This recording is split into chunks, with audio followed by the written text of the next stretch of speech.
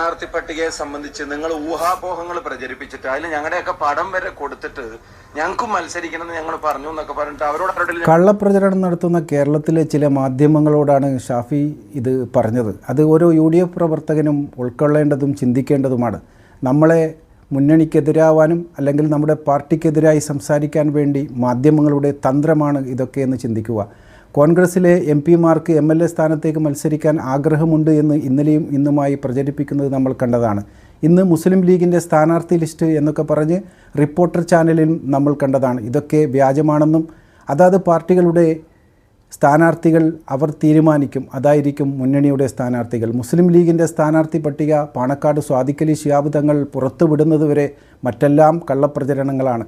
അത് ചിന്തിച്ചുകൊണ്ട് മുന്നണിക്കെതിരെയോ പാർട്ടിക്കെതിരെയോ സംസാരിക്കാതെ മുന്നോട്ട് പോകാൻ സൈബർ രംഗത്ത് പ്രവർത്തിക്കുന്ന ഓരോ പ്രവർത്തകനും തയ്യാറാവണം.